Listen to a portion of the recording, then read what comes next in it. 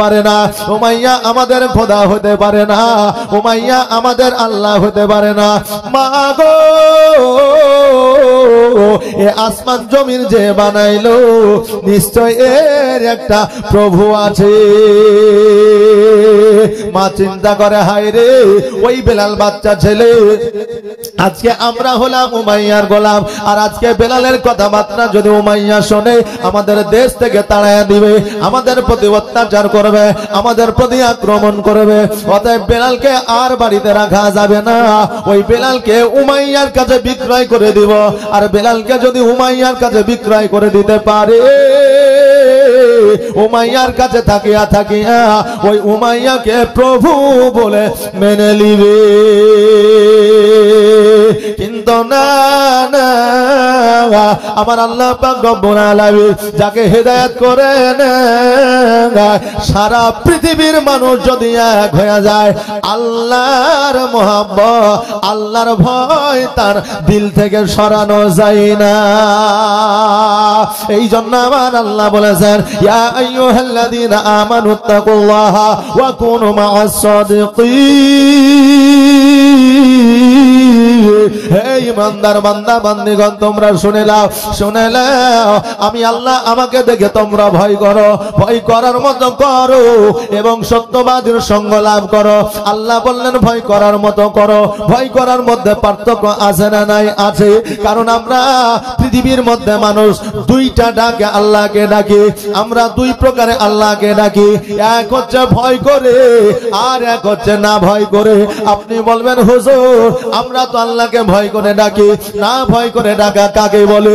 শুনে নেন, জেনেলে বান্দা মসজিদে যাইয়া নামাজ পড়িয়া আল্লাহর দরবারে দোয়া করে, আল্লাহ গো আমার সন্তানাদিকে ভালো রাখো, আমার বাড়িতে রহমত বর্ষিত করো, আমার পিতামাতাকে জান্নাতবাসী করো, আমার জীবনের গুনাহ খাতাগুলোকে মাফ করো, আমার নামাজকে তুমি কবুল করো। এই বান্দা আল্লাহর কাছে দোয়া করে, আল্লাহকে ডাকে, এই বান্দা আল্লাহকে ভয় করে ডাকে।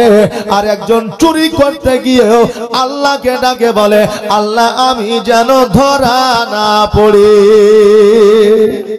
কারণ ধরা পড়লে মার চলবে। যে চোর এদিকে মারে না, যে টাকা পয়সা দিয়ে আগরবাতি জ্বালায় মনে ছেড়ে দেন নাকি? চোর ধরা পড়লে মার চলে। এই জন্য চোর যখন চুরি করতে যায়, ওই চোর চিন্তা করে আল্লাহ আমি যেন ধরা না পড়ে। এই জন্য আমরা মানুষ আল্লাহকে দুই প্রকারে ডাকি, এক হচ্ছে ভয় করে আর এক হচ্ছে না ভয় করে। এই জন্য আমার আল্লাহ পাক রব্বুল আলামিন বললেন, ইয়া আইয়ুহাল্লাযীনা আমানুত্তাকুল্লাহা, বান্দারে আমাকে দেখে তোমরা ভয় করো, ভয় করার মতো করো এবং সত্যবাদীর সঙ্গ লাভ করো। সত্যবাদীর সঙ্গ লাভ করলে সততার পথ পাওয়া যায়, সত্যবাদীর সঙ্গ লাভ করলে সত্যবাদী হওয়া যায়, সত্যবাদীর সঙ্গ লাভ করলে ইমাম হাসান হোসেনের সঙ্গী হওয়া যায়, আর সত্যবাদীর সঙ্গ লাভ করলে আমার দয়ার নবীকে স্বপ্নের মাধ্যমে দেখা যায়। আর আমার দয়ার নবী যদি একবার স্বপ্নে চলে আসে, আমার জন্য জাহান্নাম হারাম হয়ে যায়। ও বাবাজি ভাইরা, ওই বেলাল রাদিয়াল্লাহু তাআলা আনহুকে এবার যেন আপনার বিক্রি করে দেওয়া হলো ওই মুনি উমাইয়ার কাছে। উমাইয়া বলল কত দিবা? আমার বেলালের মা বলল যত দিবা। এবার বলল একটা টাকা দিব, বলে তাতেই দিয়ে দিব। এবার একটা টাকা নিয়ে বেলাল রাদিয়াল্লাহু তাআলা আনহুকে যেন আপনার বিক্রয় করে দিল। ওই বেলালকে যখন বিক্রয় করে দেওয়া হলো, আমার বেলাল রাদিয়াল্লাহু তাআলা প্রতিদিন প্রতিনিয়ত বকরি চড়ানোর জন্য যায়। গাছ থেকে মন খারাপ হয়ে যায়, নদী নালা থেকে মন খারাপ হয়ে যায়, আকাশ থেকে মন খারাপ হয়ে যায়, জমিন দেখলে মন খারাপ হয়ে যায়। কারণ এর একটা আল্লাহ আছে। আর উমাইয়াকে যে আল্লাহ বলে, এ কোনোদিন আল্লাহ হতে পারে না, প্রভু হতে পারে না। এই চিন্তা ভাবনা নিয়ে বেলাল রাদিয়াল্লাহু তাআলা আনহু যেন জীবন যাপন করতে আরম্ভ করলো। আল্লাহ হেদায়েত করবে বেলালকে। ওই বেলালের কানে যেন আমার নবীজির কলমার আওয়াজ ভেসে আসে, লা ইলাহা ইলাহা ইল্লাল্লাহ মুহাম্মাদুর রাসূলুল্লাহ সাল্লাল্লাহু তাআলা আলাইহি ওয়াসাল্লাম। এই কলেমার আওয়াজ যখন বেলালের কাছে আসলো, ওই বেলালও যেন কালেমা পড়তে আরম্ভ করলো। এবার বেলালের সঙ্গে যারা আপনার গোলাম ছিল তারা বলল, বেলাল আমরা উমাইয়াকে প্রভু বলে মানি, তুমি এমন কি দোয়া পড়তেছ, কেমন কি দোয়া, কি জাদু তুমি পড়তেছ, এই জাদুটা কেন তুমি আমাকে বলো না? বেলাল বলল, আমার বন্ধুরা শোনো রে, আজকে যে কালেমা খানে আমি পড়ি এই কালেমাটা হলো আমার নবীর কলেমা। আর আজকে আমরা ওই উমাইয়াকে প্রভু বলে মানি, আসলে উমাইয়া আমাদের প্রভু নাই, আমাদের প্রভু একজন আছে। এবার বন্ধুরা বলল, বেলাল তুমি যেটা করেছো সেটা ঠিক নয়, কারণ হইল আমাদের প্রভু যদি জানতে পারে, আমাদের উমাইয়া যদি জানতে পারে, তোমার প্রতি অত্যাচার শুরু করে দিবে। বেলাল বলল, শোনো রে বন্ধু, আমার প্রতি অত্যাচার হবে, হোক কোনো অসুবিধা নাই, কিন্তু অত্যাচারের ভয়ে আমার আল্লাহকে ছেড়ে উমাইয়াকে খোদা বলতে পারবো না। এবার বাবাজি ভাইরা, ওই বেলালের বন্ধুরা অর্থাৎ তাদের সঙ্গীরা উমাইয়ার কাছে আসলো। উমাইয়াকে বলল, উমাইয়া ওই আমাদের বাদশাহ, ওই আমাদের রাজা, ওই আমাদের প্রভু, আপনার এই গোলামটার নাম হলো বেলাল। ওই বেলাল কালেমা পড়ে এমন একটা জাদু পড়ে, ওই জাদুটা আমরা শুনেছি। আপনি বেলালকে একবার জিজ্ঞাসা করলেন। এবার বেলালকে ডাকা হলো। বেলালকে বলে, বেলাল তুমি আমার নাম না জপিয়া তুমি নাকি কি পড়তেছো? বেলাল বলল, হ্যাঁ আমি পড়ি। বলে, কি পড়ো তুমি একবার পড়ে শোনাও। এবার বলল, লা ইলাহা ইল্লাল্লাহ মুহাম্মাদুর রাসূলুল্লাহ। এবার বলল, উমাইয়া ও বেলাল রে, আমি তোমাকে খাওয়াই, আমি তোমাকে পড়াই, আমি তোমাকে কিনে নিয়ে গোলাম বানিয়েছি, আজকে তুমি আমার নাম জপবে, এই কলেমা তুমি পড়বে না, কারণ এই কলেমা হলো মুহাম্মাদের। আর এই কলেমা তুমি যদি পড়ো, তোমার প্রতি অত্যাচার শুরু হয়ে যাবে, তোমার খাবার বন্ধ হয়ে যাবে, তোমাকে ঘরের মধ্যে বন্দী করে দেওয়া হবে। বেলাল বলল, উমাইয়া তুমি আল্লাহ হতে পারো না, খোদা হতে পারো না। উমাইয়া বলল, আমি তোর জন্য খোদা, আমি তোর জন্য প্রভু, আমি তোর কাছে গড। এবার আমার বেলাল রাদিয়াল্লাহু তাআলা আনহু বলে, ও উমাইয়া শোনো গো, আসমানকে বানাইলো বলে আমি বানিয়েছি, জোরে বলেন নাউজুবিল্লাহ। বেলাল বলল, জমিনকে বানাইলো। উমাইয়া বলল, আমি বানিয়েছি। বলে, গাছপালা নদী নালা কীট পতঙ্গ কে বানাইলো? উমাইয়া বলল, আমি বানিয়েছি। বেলাল বলল, উমাইয়া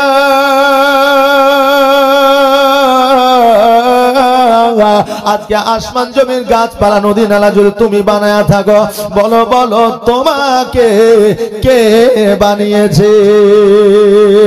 উমাইয়া বলো, আমি নিজেকে বানিয়েছি।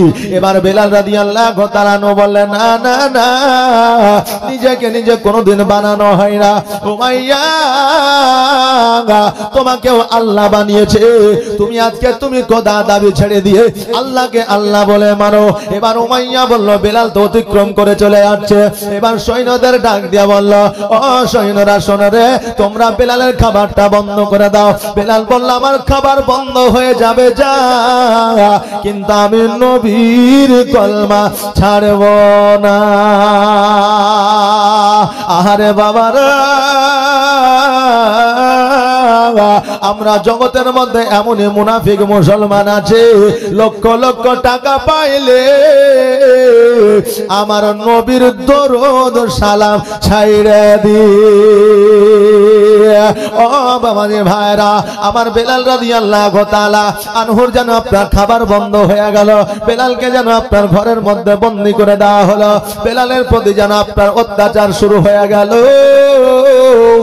বেলালের মুখ থেকে জবান থেকে কালেমাটা ছাড় দেওয়ার জন্য বেলালকে যেন মরুভূমির মধ্যে নিয়ে যাওয়া হলো। মরুভূমির মধ্যে নিয়ে যাওয়ার পরে গরম মরুভূমি, ওই মরুভূমির মধ্যে ফেলায়া যেন ফুটবলের ন্যায় এই দিক থেকে ওই দিক, ওই দিক থেকে সেই দিক, পূর্ব থেকে পশ্চিম, পশ্চিম থেকে পূর্ব, আপনার এই দিক থেকে ওই দিক যেন নিয়ে যাওয়া আসা হয়। বেলাল রাদিয়াল্লাহু তাআলা আনহুর যেন আপনার গায়ে ফোঁসা পড়ে গেল, ওই ফোঁসাগুলোতে নেবু আর যেন লবণ ছিটায়া দেওয়া হলো। আহারে বাবারা, সামান্য আমাদের একটা আঙ্গুল যদি কেটে যায়, ওই আঙ্গুলের মধ্যে পানি ঠেকলে কত না যন্ত্রণা হয়, ওই আঙ্গুলের মধ্যে যদি একটা আঘাত হয়ে যায় কত না যন্ত্রণা হয়। একবার মনোমানসিকতা দিয়ে চিন্তা করে দেখো, ওই বেলালের সারা গায়ে ফোঁটা পড়ে গেছে, আর নেবু আর লবণ দেয়, বেলালের কত না যন্ত্রণা সহ্য করতে হয়। বেলাল বলে, আল্লাহ গো, এই যন্ত্রণা আমার কাছে কিছুই না, আমার প্রতি যতই আঘাত হোক না কেন, আমার প্রতি যতই অত্যাচার হোক না কেন, আমার প্রতি যতই আপনার যত প্রকার নির্যাতন আছে হোক না কেন, আমি নবীর কলমা ছাড়তে রাজি না।